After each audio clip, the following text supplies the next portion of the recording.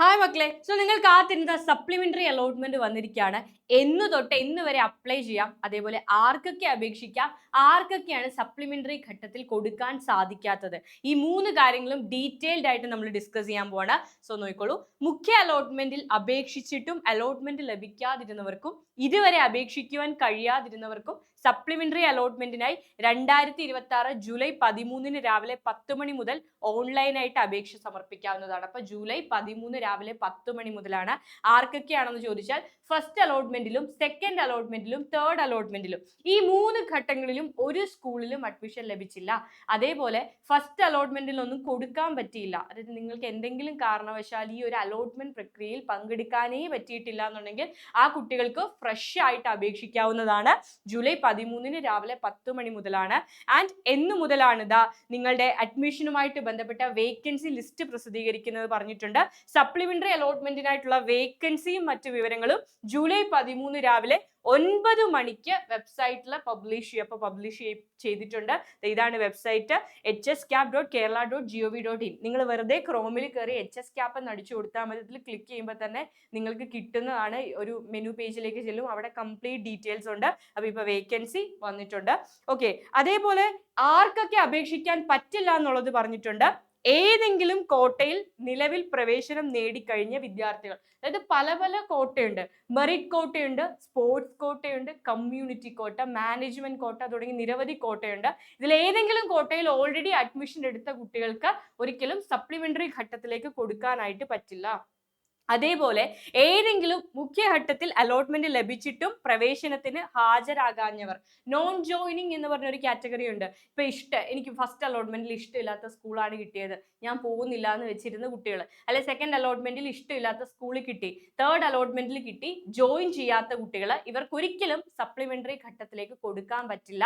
Non joining ആണ്, seat കിട്ടിയിട്ടും നിങ്ങൾ ആ സീറ്റ് ഒപ്റ്റ് ചെയ്യാത്ത കുട്ടികളാണ്, നിങ്ങൾക്ക് ഒരിക്കലും സപ്ലിമെന്ററി ഘട്ടത്തിലേക്ക് കൊടുക്കാനായിട്ട് സാധിക്കില്ല. അതേപോലെ നിലവിൽ പ്രവേശനം നേടിയിരിക്കുന്ന കുട്ടികൾ, ഏതെങ്കിലും കോട്ട ആയിക്കോട്ടെ, നിങ്ങൾക്ക് ഇനി വരുന്നത് ട്രാൻസ്ഫർ അലോട്ട്മെന്റാ. ട്രാൻസ്ഫർ വരുമ്പോൾ നിങ്ങൾക്ക് സ്കൂളിൽ നിന്ന് മറ്റൊരു സ്കൂളിലേക്ക് മാറാം. നിലവിലുള്ള സപ്ലിമെന്ററി ഘട്ടത്തിൽ ഓൾറെഡി സ്കൂളിൽ പഠിച്ചുകൊണ്ടിരിക്കുന്ന കുട്ടികൾക്ക് പറ്റില്ല. റെഡിയല്ലേ? യെസ്. ഓക്കെ, അതേപോലെ പ്രവേശനം ക്യാൻസൽ ചെയ്തവര്, ഏതെങ്കിലും കോട്ടയിൽ പ്രവേശനം നേടിയ ശേഷം TC വാങ്ങി പോയവര്, അവർക്കും അപേക്ഷിക്കാൻ പറ്റില്ല. അതായത് ചില കുട്ടികൾ സ്കൂളിൽ പോയി ജോയിൻ ചെയ്തില്ല, ചിലര് സ്കൂളിൽ പോയി ജോയിൻ ചെയ്തിട്ട് ആ സീറ്റ് ഇഷ്ടമില്ല എന്ന് പറഞ്ഞ് TC വാങ്ങി അങ്ങ് പോയി. അങ്ങനെ TC വാങ്ങി പോയവരെയും ഈ ഒരു സപ്ലിമെന്ററി ഘട്ടത്തിൽ പരിഗണിക്കുന്നതല്ല, നിങ്ങൾക്ക് അപേക്ഷിക്കാൻ കഴിയത്തില്ല. ആൻഡ് അപേക്ഷിക്കാൻ അവസരമുള്ള വേറൊരു കാറ്റഗറി ഉണ്ട്. എന്തെങ്കിലും കാരണവശാല് അപ്ലൈ ചെയ്യുന്ന ടൈമിൽ എന്തെങ്കിലും മിസ്റ്റേക്ക് വരുത്തിയത് കൊണ്ട്, അപേക്ഷയിലുള്ള മിസ്റ്റേക്ക് കൊണ്ട് ഏതെങ്കിലും അഡ്മിഷൻ നിരസിച്ച കുട്ടികൾക്ക് അപ്ലൈ ചെയ്യാനായിട്ട് സാധിക്കും. സപ്ലിമെന്ററി ഘട്ടത്തിൽ ആ ഒരു പിഴവെല്ലാം തിരുത്തി നിങ്ങൾക്ക് ഒന്നുകൂടി അപ്ലൈ ചെയ്യാൻ സാധിക്കും. അപ്പൊ പ്രത്യേകം ശ്രദ്ധിച്ചോ, 3 കാറ്റഗറിക്കാണ് അപ്ലൈ ചെയ്യാൻ സാധിക്കുക. ഒന്ന്, ഇതുവരെ അഡ്മിഷൻ കിട്ടാത്തവർ, ഫസ്റ്റിലും സെക്കൻഡിലും തേർഡിലും കിട്ടിയില്ല. 2, അഡ്മിഷൻ കിട്ടി പക്ഷെ ആപ്ലിക്കേഷൻ ഫോമിലെ തെറ്റുകൊണ്ട് എന്തെങ്കിലും ഒരു തെറ്റ്, ബോണസ് പോയിന്റ് വെച്ച് തെറ്റിപ്പോയി, അല്ലെ പഞ്ചായത്ത് വെച്ച് തെറ്റിപ്പോയി, അങ്ങനെ പല കാരണങ്ങളാൽ അഡ്മിഷൻ നിരസിക്കപ്പെട്ടു, സ്കൂളിൽ ചെന്നപ്പോൾ ജോയിൻ ചെയ്യാൻ പറ്റിയില്ല, എന്തോ അപേക്ഷയിലെ പിഴവാണ്. അങ്ങനെയുള്ളവർക്ക് ആ ഒരു പിഴവ് തിരുത്തി സപ്ലിമെന്ററി ഘട്ടത്തിലേക്ക് പുതുതായിട്ട് കൊടുക്കാനായിട്ട് സാധിക്കുന്നതാണ്. അപ്പൊ നിങ്ങൾ പ്രത്യേകം ശ്രദ്ധിക്കുക മക്കളെ. ആൻഡ് മൂന്നാമത്തെ കാറ്റഗറി എന്ന് പറയുന്നത് ഇതുവരെ അപ്ലൈ ചെയ്തിട്ടില്ല, അതായത് അലോട്ട്മെന്റ് പ്രോസസ്സിലെ പങ്കെടുക്കാത്ത കാറ്റഗറി. അപ്പൊ ഈ 3 കാറ്റഗറിക്ക് സപ്ലിമെന്ററി കൊടുക്കാൻ പറ്റാത്തത്, നിലവിൽ ഏതെങ്കിലും കോട്ടയിൽ ഒരു സ്കൂളിൽ പ്രവേശനം നേടിയിരിക്കുന്ന കുട്ടികൾക്ക് കൊടുക്കാൻ പറ്റില്ല. അഡ്മിഷൻ കിട്ടിയിട്ടും ഏതെങ്കിലും ഫസ്റ്റിലോ സെക്കൻഡിലോ തേർഡിലോ അലോട്ട്മെന്റ് കിട്ടിയിട്ട് അവിടെ പോയി ചേർന്നില്ല, നോൺ ജോയിനിങ് ആയിട്ടുള്ള കുട്ടികൾക്ക് കൊടുക്കാൻ പറ്റില്ല.